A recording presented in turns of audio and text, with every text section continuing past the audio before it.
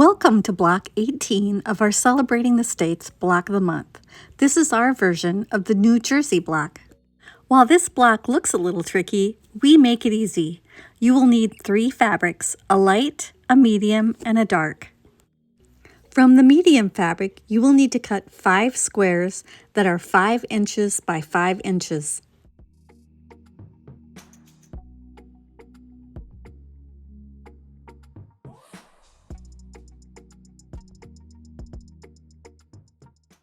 You also need 1 square that will measure 2 inches by 2 inches.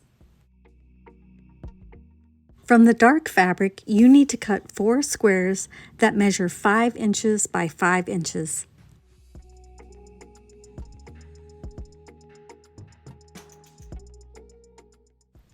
From the light fabric, you need to cut 4 rectangles that are 2 inches by 10 inches.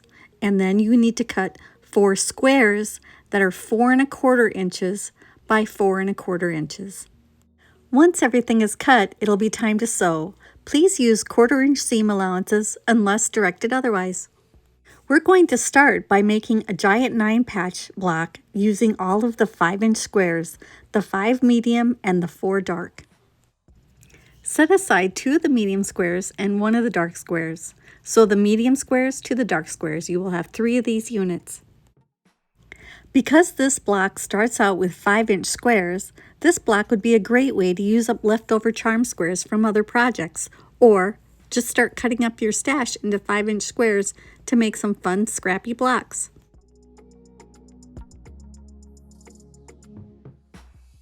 Make 2 rows that have the medium fabric on both ends and 1 row that has the dark on both ends. At the end of the video, I will show you some of my alternate colorways that I made with leftover charm squares I had from other projects.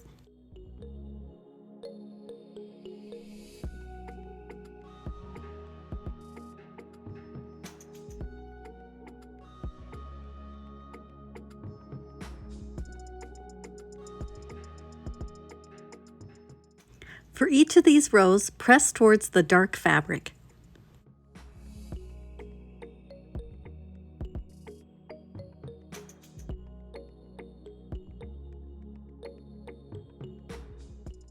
Piece the rows together so that the medium fabric is in the 4 corners and the middle of the 9-patch block.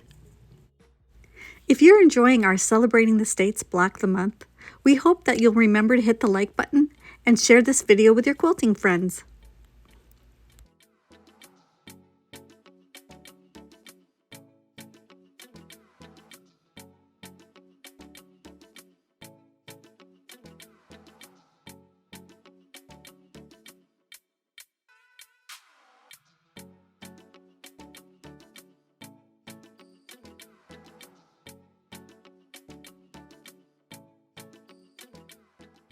Press away from the center row. Once your 9-patch block is pressed, it should measure about 14 inches square. You're going to take it over to the cutting mat and lay it face down, right side down on the cutting mat. Grab one of your long rulers and a pencil, and we are going to draw a line corner to corner, both directions, from corner to corner each direction.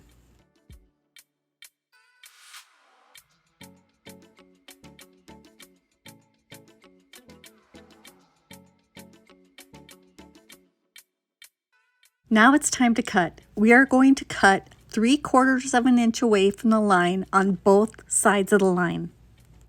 Basically, all we're doing is cutting an 1.5 inch wide X out of the center of the block.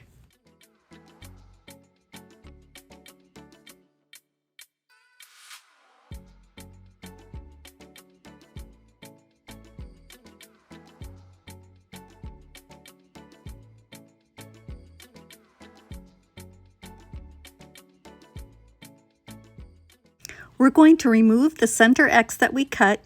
You can toss these pieces or stay to the end of the video to see how I reuse those pieces for a different block. Now we're going to fill in these spaces with the 2-inch by 10-inch rectangles that we cut out of the light and the 2-inch square of medium fabric in the center. Piece 2 of the light rectangles onto opposite sides of the 2-inch medium square.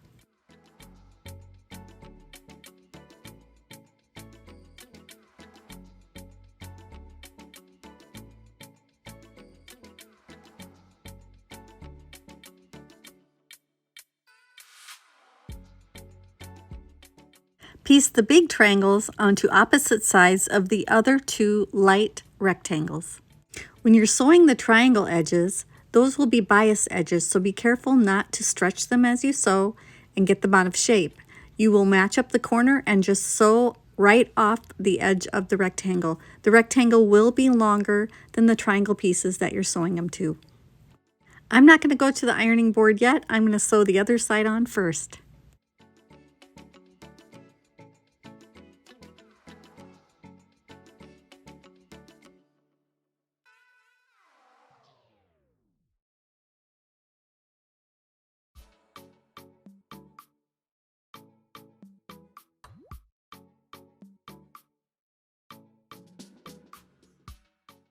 For all of these sections, you are going to press towards the light rectangles.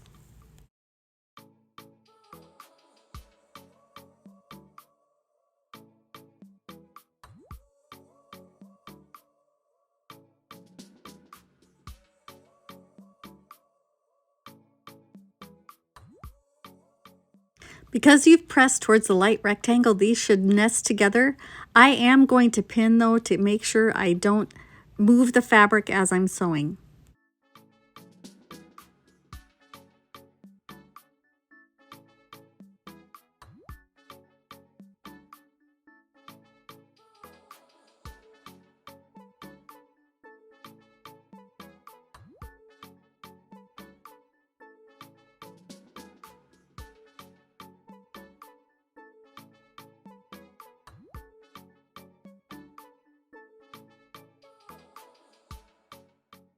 Another quick finger press here, and then I will add the other side.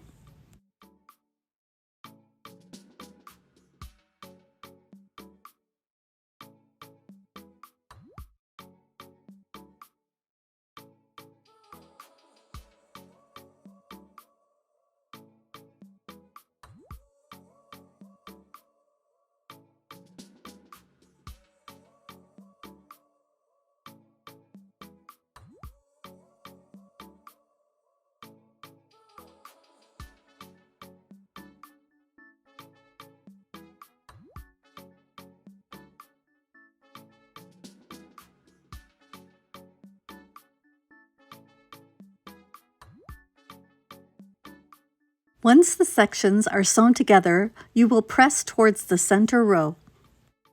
I like to press from the back side first to make sure I have my seams going the correct direction, and then once I'm done with that, I flip it over to the front to make sure I haven't put any creases in my quilt block.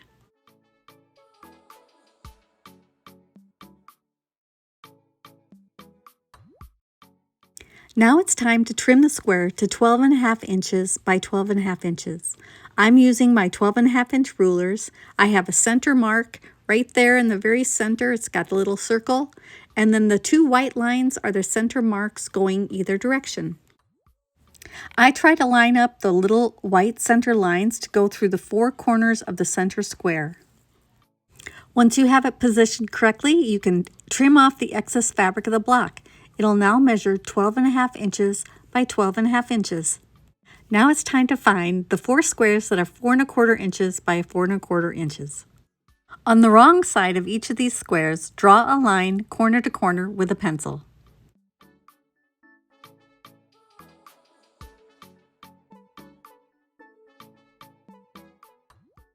Place these squares one on each corner of your block. The line should go from one side to the other side. Pin these squares in place, and then you're going to sew on that center line. Once you've sewn on the line, you can either trim the seam to 1/4 inch and toss the leftover corners, or you can sew another line 1/2 inch away from the first line and then cut in between the 2 lines to have some extra fabric left over at the end of little blocks that you can use in another project. Keep watching to the end of the video to see what I did with all my little extra pieces from this block and my alternate colorways.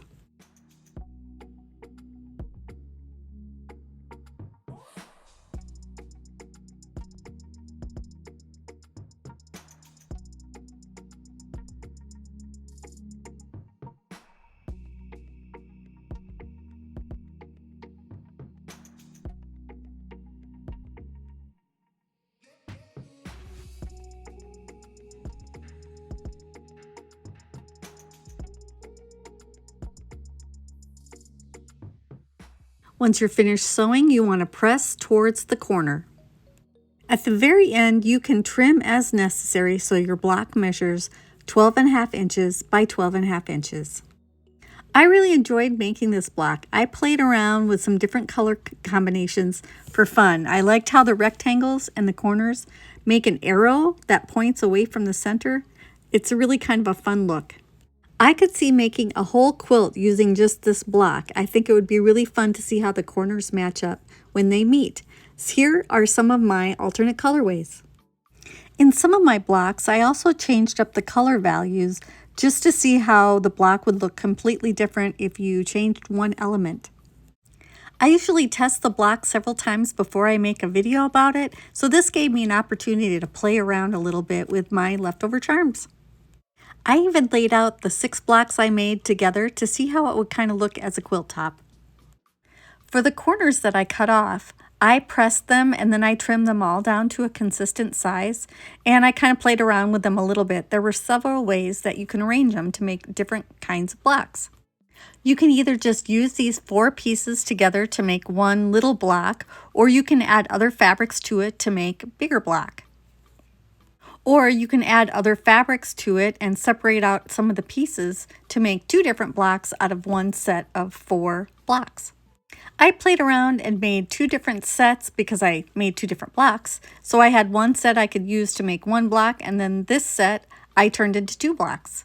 And I did that for all of my colorways. So I was kind of having a lot of fun just playing around with the color values. For the pieces that I cut out of the middle of the blocks, those X pieces, I combined those with other scraps that I had, just kind of pieced them together to make these kind of interesting looking little blocks. I'm going to put these in my extra block box and save them for something in the future. I have a special bin that I keep all my practice blocks in, or blocks that I make that I don't like how they turned out and I decide to make a different block. I keep them all in one place, and someday I'll do something fun with them. We hope you enjoyed our video. Please hit that like button, leave us a comment, share with your quilting friends, and subscribe so you don't miss any of the future Celebrating the States blocks. Thanks for watching and happy quilting!